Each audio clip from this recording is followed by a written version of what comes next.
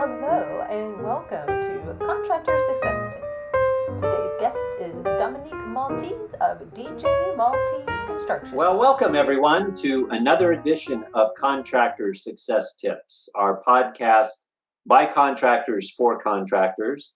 I am your host, Ed Earl, the Zen Builder, and I'm here with my colleague, Paul Sanneman. How do you do? And today we are pleased to have as our guest Dominic Maltese from DJ Maltese. Most of the contractors that we have on our show, if they've been doing this for a while, maybe they've got a 20-year, 25, maybe 30-year history. Dominic is going to talk to us about his company that is a 74-year-old family business. And I don't even know. Maybe Dominic, you don't look like you're 104. I mean, if you are, you're in awesome shape for 104, right? Not quite that old yet, but I'm getting there. Okay. So why don't you, Dominic, share with our listeners a little bit about the history of DJ Maltese? Sure. My dad started the company in 1946 with his dad as a plastering company right after the war. My grandfather came from Italy, and he was a master mason in Italy, which gave you the trades of concrete, masonry, brick, tile, and plaster, and he loved plastering. So he wanted to plaster, but he didn't know how to run a business, and my dad started the business with him. And over a period of from 46... How old was your dad at that time, Dominic? How old was your dad? My dad would have been probably around 40 years old, 45, something like that. Okay. It was right after the war. It was probably, maybe he was a little younger than that. Maybe he was 35. I don't know. Okay. 1946 versus 22, whatever the difference is. Hey, who knows? Right. There you go. But anyway, so they really grew a plastering company from a mom and pop operation to a 100-man company over a period of time. In 1965, the plastering trade died with the drywall taking over, and the union didn't want to take drywall on, so the carpenters did. So the plastering business basically went out of business. They went from 21,000 plastering men to about 200 today. Wow. We still do plastering today on our big custom homes, but we use a different product now called a veneer plaster. They used to introduce in a little 1,500 square foot, 10,000 gallons of water to plaster the home. Today they do it with veneer plaster, and it's very thin and very different, and very less water and so on. But anyway, I started with my dad in 1965, moving plaster materials around and stuff. And then of course, it died. So he started a general contracting business. In 1965, from 1975, he ran it himself as a one-man operation working out of his home. And he was doing one home at a time, one remodeling job at a time. And he was getting by. And my brother and I were just graduating from high school. I went to college. My brother started working for him. And when I got out of college, I started going together with them, and we started doing remodeling of major proportions. I saw what they could do, and we expanded it doing marketing. And at one point, we were doing 33 concurrent remodeling jobs at a time. This was back in How big were those jobs? That's like 1976, where we had no cell phones, no pagers, a lot of dimes in our pocket. Wow, that's amazing. And we would run our jobs. He would run half of them. I would run the other half. And we'd go to the job, each job every morning, meet the trade, get them going, go to the next job, and so on. When the trade didn't show up, you call their house. They're not available. We don't know where they are. So you lose that day on that job, and you go home at night, and you start making 50 calls, lining everybody up again for the next job, next day. Right. And we did that for about 5 years. And we grew our business from, my dad was doing about, when he started out, was doing about 300,000 a year.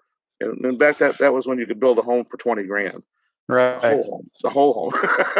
Right. Not the bathroom. Yeah. Right. But not the bathroom. That's right. And we were able to take our business to about $500,000 a year the first year. And then over the years, we grew it from all the way up to $38 million. And my brother grew from myself and I to 38 employees. And we were building custom homes that were varying from, we did one custom home that was 24,000 square feet. We did one that was 17,000 square feet. These were where's your location? Where were you building these homes? We were building them within a 50-mile radius of our office, from the southern suburbs to the northern suburbs to the western suburbs. We had houses all over the place. And like in 1999, we had 5 homes going, totaling almost $25 million, $26 million. Wow. Where's your office located for our audience? We're in Plymouth, Michigan. Okay.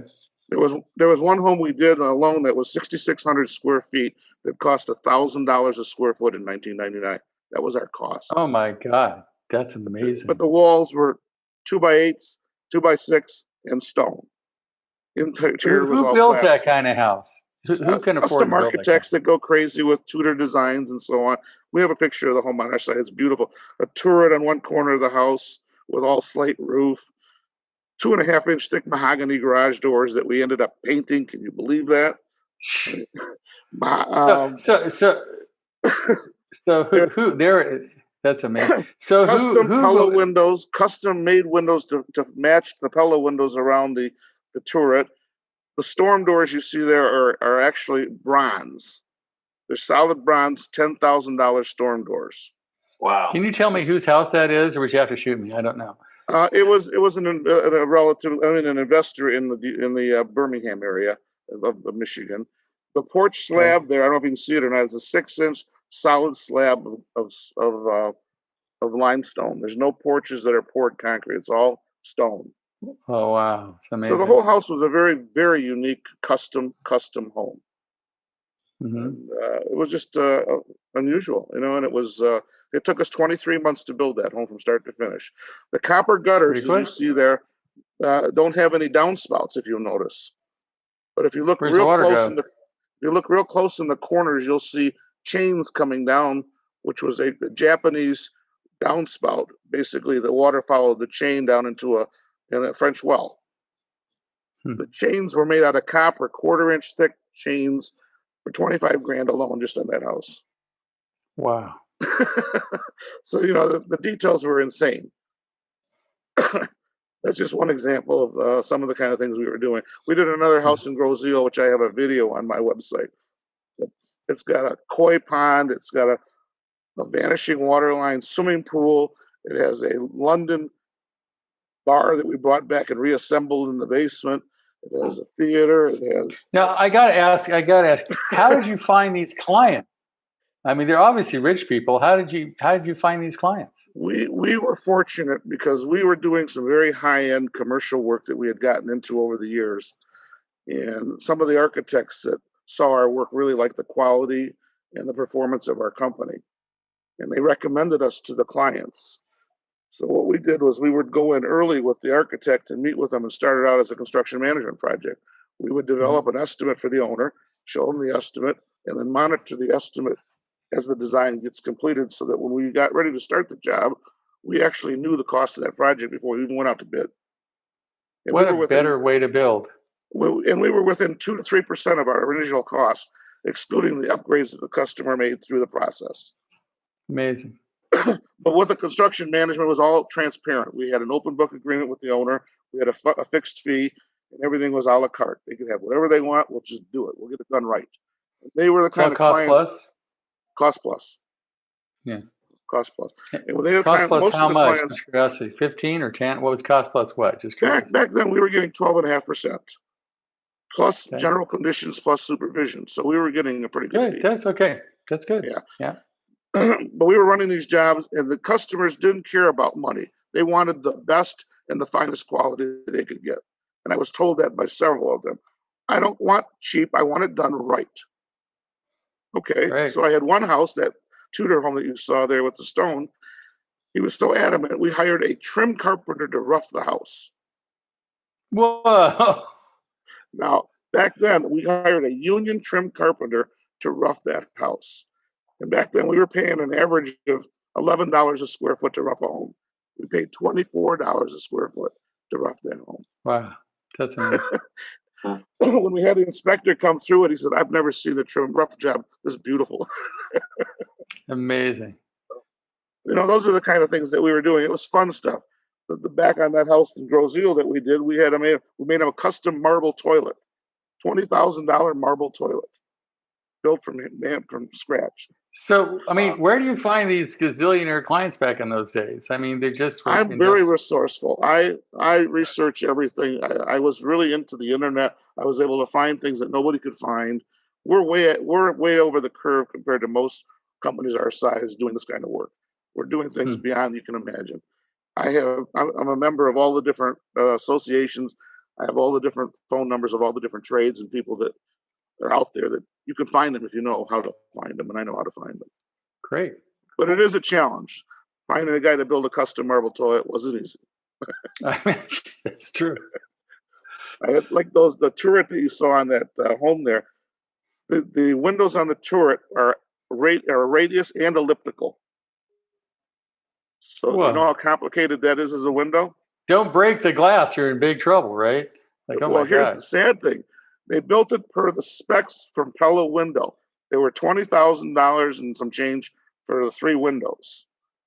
When Pella delivered the windows on the job, they had changed their specs by 1 inch. Oh, The owner no. would not accept the windows, made the guy remake them, and paid him a second time because he wanted them the same exact profile. Wow. It was That's crazy stuff. amazing. But the That is guy that amazing. did it said, I really don't want to do this again. I see. But I talked him into it. I talked him into it. Cool. So there's, you can see So, some pictures there. so that's an amazing background. So where are you now? I mean, what kind of houses do you build now? Where have you come in The all last this? You're home still I built building was a billion-dollar couple of houses? years ago. We haven't built many homes. We only get homes. We only do custom homes. I don't do production homes. And if somebody wants me to build them a $500,000 home, I'm really not interested. I'd like to do the real upscale homes. And we've been talking to a few architects right now, which we have some leads on some big homes right now. Hmm. But you can see some of the unique features. Everything's custom millwork, all custom everything. That's Do you have your own millwork shop, or did you have your own millwork shop, or did you No, subcontract that out? we have 5 mill shops in Michigan that we deal with that we negotiate on each job. Like that's all custom. Every one of these is custom. Most of these are our design, in-house design work too. There's the vanishing waterline pool. Isn't that beautiful? Wow. That one there also had a $1 million boat launch with Is a this on Lake 75-foot boat Michigan, launch. I assume, or where is it? What lake is this on? That's on it's actually in the Detroit River, just south of the Detroit River in Grosse Ile, between Lake Erie and Grosse Ile. Somehow of our you homes don't now- think of Detroit as the home of like really, really, really wealthy people, but you obviously found them. That's amazing. Look at that! Look at that! That's all that floor is heated. That glass on the window of the shower frosts up with a touch of a button. It's an electronic glass for privacy. Wow. There's just some fun stuff we created. It was just That is really unique amazing. stuff. And we, I get a kick out of most of the stuff you're seeing here is my design. These are all my design. I do those Wow. in-house. Create the left picture is before and after. Simple little bathroom remodel there, but really change the look. Wow, it's amazing. We have fun with design, and it's really important to me that the design works and looks good. When we do house additions, if it doesn't look like the original house, I won't do the job. It's got to match so it doesn't look like it was put on after. Right. It's really Cool. important to me. Those are That's so good. important. Those doing the fine details. That's the passion in our business. And So, we love doing it right. so where are you now? Where do you get your clients now? What's your volume? What's it like? This is a great history. Where did you Well, end up? the world has changed. When I was back in 20 years ago, I had about 15 different architects I was working with, and they would constantly call me with options to talk to people about jobs. They don't do that anymore. Those guys are gone. They're retired, and the new school is a new generation I don't get, but I'm trying to get it. Right. They are independent, a little bit arrogant, and they don't want to. I called a guy the other day that I saw a job for a new home, and I said, would your client be interested in us entertaining, sitting down and talking? And he said, no, I'm all set. I don't need anybody else. I mean, back in the old days, the guy would say, yeah, come on in and talk. The owner wants to see what's out there. So they don't want to offer any cooperation or help, and they don't want to develop a relationship like we used to have with our architects. So it is getting harder. But I will say our website and our Google thing and all the things we're doing, we're generating about 10,000 hits a week right now, which is a lot. It's a lot. Yeah, it's huge.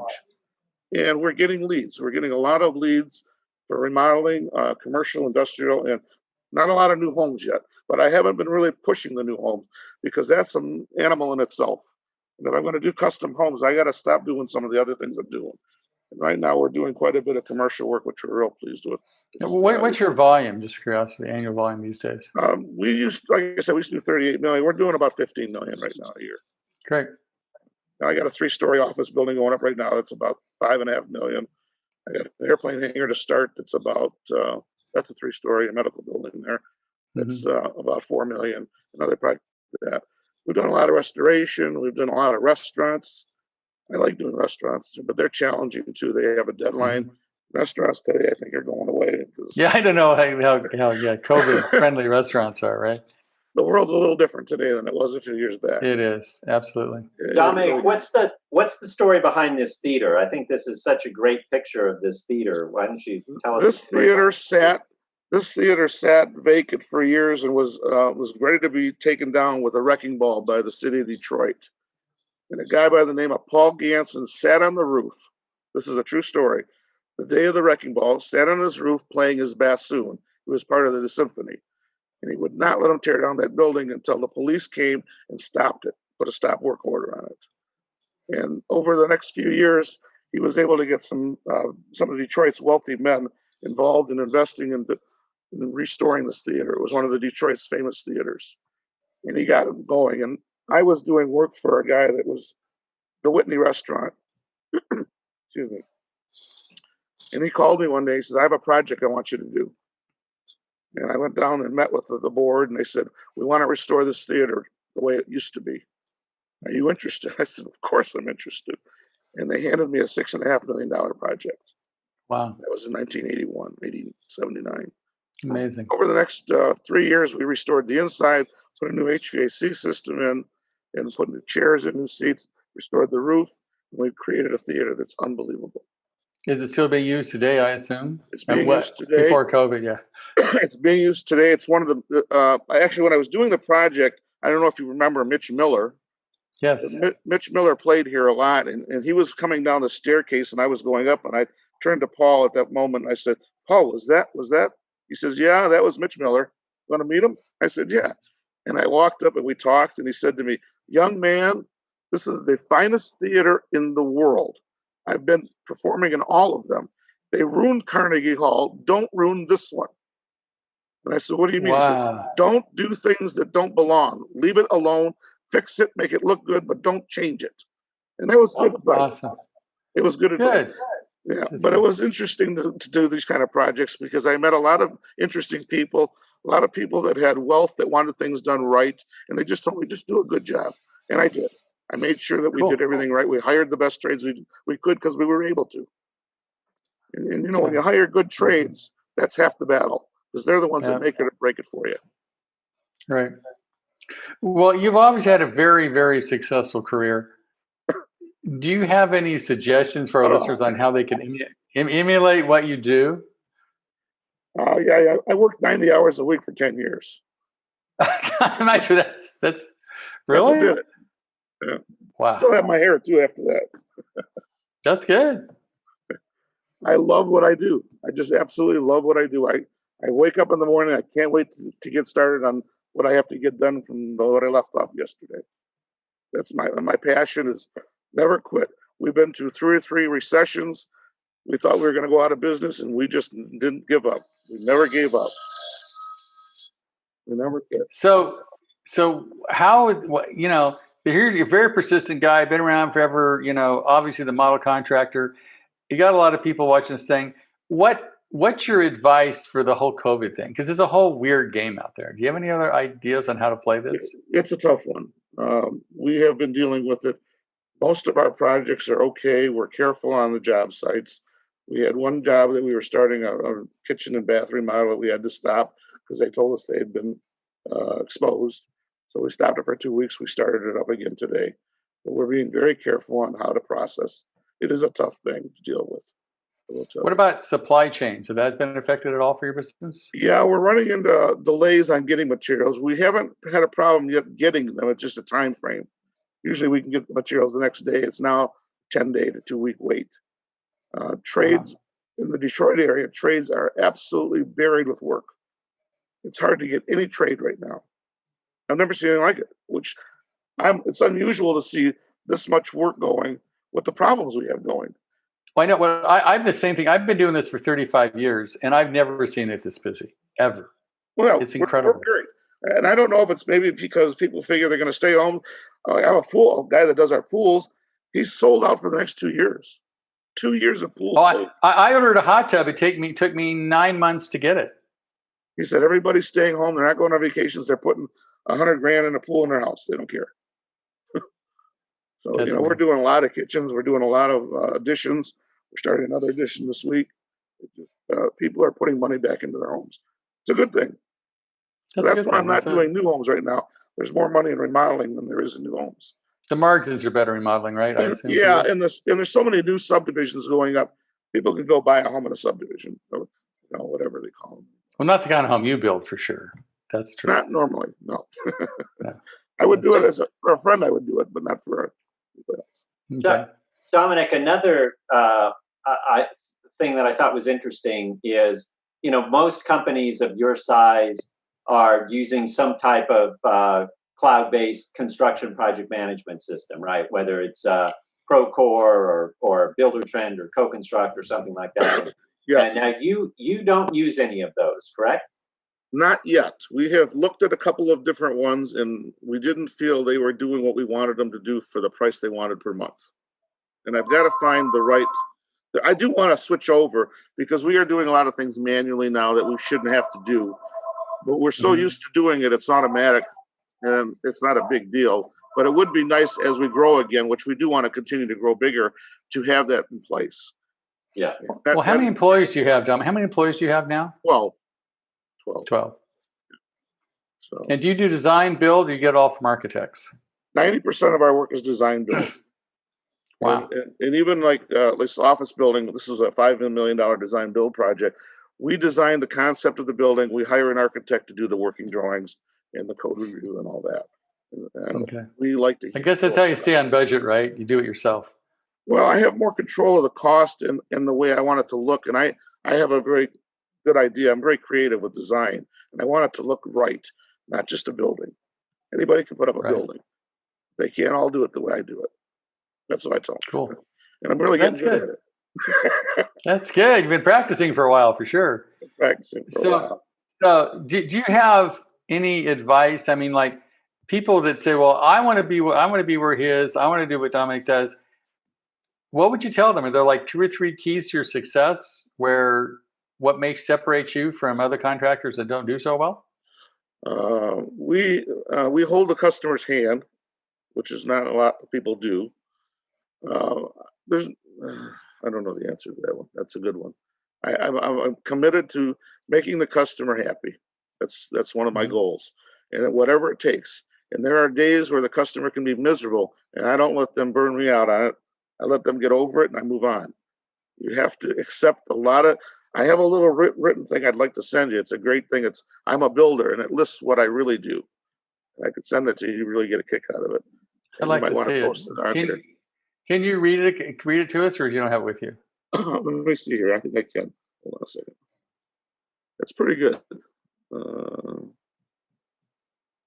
put that.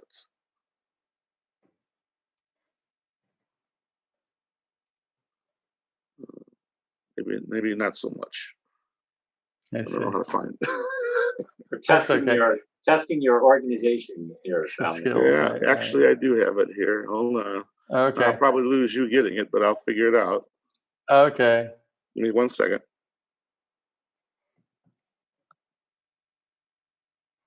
Where did this come from, Tony? I wrote this a few years ago when somebody asked me what I did.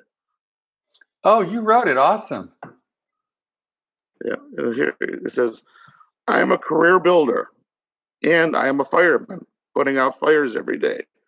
I'm a juggler, juggling the trades from one job to the next. I'm a psychologist, trying to understand the customers and their thinking process. I'm an estimator, estimating projects every day. I'm a salesman, selling jobs to keep the workload. I'm an administrator, overseeing the day-to-day operations of the company. I'm a human resource man, keeping the staff paid and employed. I'm a bookkeeper, making sure the jobs get billed and the vendors get paid. I'm a designer, developing concepts for new projects. I'm a developer, working with clients to develop their projects. I'm an IT guy, solving my computer problems.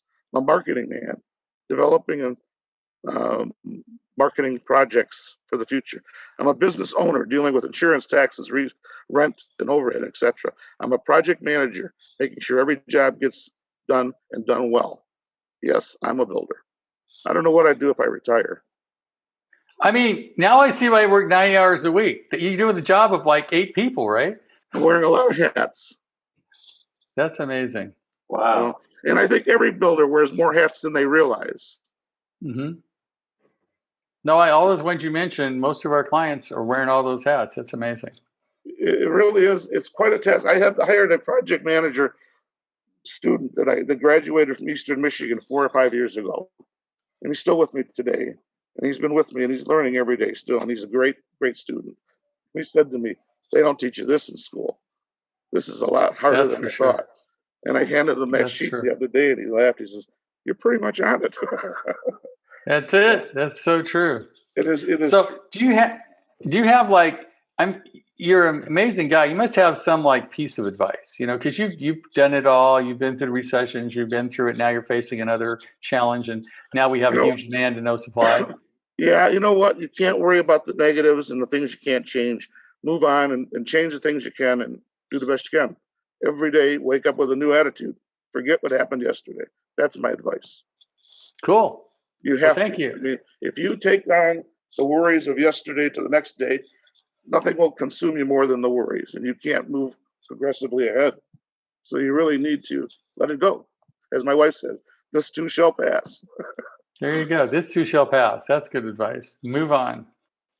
Great. Well, one other maybe bit of advice, Dominic, is size of the company. Well, so many people we work with, their big goal is to just grow the company as big as possible. Well, and that's a good point. In 1999, my dad and I my dad was still around, and we did 38 million that year. And I was pulling my hair out. I was I was more of a manager of people than a builder. And it was really frustrating to me because I would give tasks to people, and they wouldn't do them. They were worried about their paycheck more than getting the task done. And I was pretty much managing 38 people and overseeing 40 jobs. That's why I was working 90 hours a week. 90 hours a week. That's insane. Well, I'm going to each job and seeing what this guy's not getting done and why. And I've spent an hour with him. I'm spending my days trying to teach people how to build. That wasn't what I wanted. And my dad said to me at the end of the year, he said, "Don't tell me how much we did in sales. Tell me what the bottom line is. That's all, that's what counts." And when we looked at it, we did really well. But we could have done that well with half the volume and a third of the employees. Right. So, what's the purpose of working so big and so hard to be a slave to your company and employees when you can really be what you want to be? I want to be a builder. I don't want to be a people manager. So I decided to downscale. You know what? I love it. That's great. It makes life a lot more fun.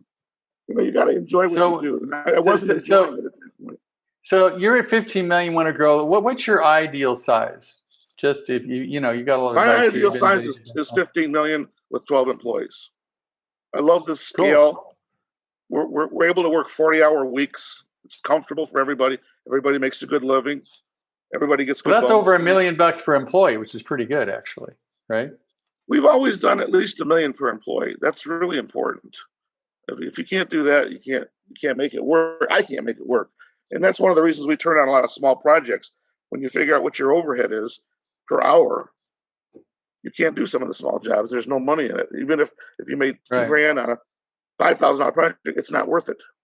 So you think $1 million per employee is a good number to work with? It is.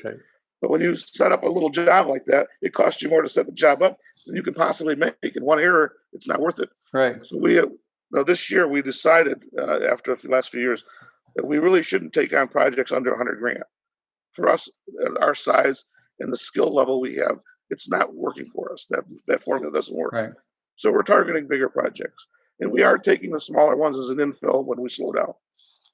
So this is a little off the wall question. When are you going to retire? You'll find me in the casket with my phone stuck to my head. What would I do if I retire? My wife, I drive her crazy. I get it. I'm semi-retired. I work 30 hours a week now, and that's good for me. If I would need to work more, I do. If I can take off a few less, it doesn't matter. It's my That's hobby good. too. I That's draw great. at night, That's cool. do proposals, and come up with new ideas and work with it during the day. And I've developed a lot of different platforms for estimates and proposals that my guys can pretty much just take the model and edit it. So how did you get from 90 hours a week to 30? 2000 recession, 2006 recession, 2020 recession. I see. That's how. One way to do it. Got it. Cool. Well, in 2005, we were doing 2 subdivisions. We had about 40 homes going, and then the market crashed on us, and we got stuck with a bunch of spec homes because we had Ford Motor Company and a few other companies saying to us, we need a quick delivery home. So we were building 2 at a time, selling one, and custom building one. And then the market died, and I got burned with a lot of losses. I did this again. I did this back in the 70s. I did it in the 80s, and I'm not doing it this time. Again, there you go. Good advice. 3 times, and I guess I just don't learn. I don't know. That's good. That's interesting. Cool. Well, that's some good advice. What do you think, Ed? Yeah, I think that's great advice. You've just had a really great history, Dominic, and everything you've learned is a lot of things that other people, want to get bigger. And like you said, bigger is not always better. I'll tell you one really quick story if you want to hear a good one. Sure. How I got this 3-story office building. I did the job for a client about 12 years ago at his home in actually Lansing, Michigan, which is quite a ways from our office. I got involved as a consultant, and then I ended up doing the work for a restoration of a home, and he ended up suing the other builder. But anyway, we got the job. We did a great job for him. But 3 years ago, he called me with a roof problem. Now, this is 10 years after we did the work. He said, the roof failed. I'm having it redone. It's costing me $40,000. I know that you put a new roof on this. What do you think we should do about this? And I said, well, what do you want me to do? He said, I think you should pay $10,000. Now, this is 10 years later. And I said, Mick, you were such a great customer. I feel obligated. The guy that did the job's out of business. I'll send you a check. And I did. A week later, I got a call. I want to build a new office building. I want you to do it. So there's a lesson right there for you. Yep. 10,000 gets you 6 million. Don't walk away from a problem, even if it's after the warranty period. Right. That's great. That's good advice. Yeah. So that's something, whatever. Good to keep in mind. Yep. It's worth it. So it paid off. And I didn't know the building was coming up. So that was, there you go. It was just the way we do business. That's good. Well, Dominic, I want to thank you for your time today and all of the wisdom and great advice that you've shared with our listeners. Well, I'm sure that they've found it very helpful. I know I have. And so thank you again for taking the time out of your schedule to be with us today. I appreciate One last thought for your viewership. Sure. My dad taught me something before he passed away that I still do today. We respect every person on the job the same as the owner of our project. So the sweeper is just as important as the guy building the roof. And I respect everyone and don't disrespect anyone. And they love me for that because I walk on the job and they know that they're as important to me as anybody. And that's so important for today's generation. They don't get it. That's really good advice. Respectful to all people working for you. Absolutely. So, good advice. Good advice. Absolutely great advice. Yeah, great advice. Well, thank you guys. It's been a nice talk. Thank you. Great. Well, thank you so much, Dominic. And we encourage all our listeners to stay tuned for the next edition of Contractor Success Tips. Great job. Thanks again, Dominic. Good evening.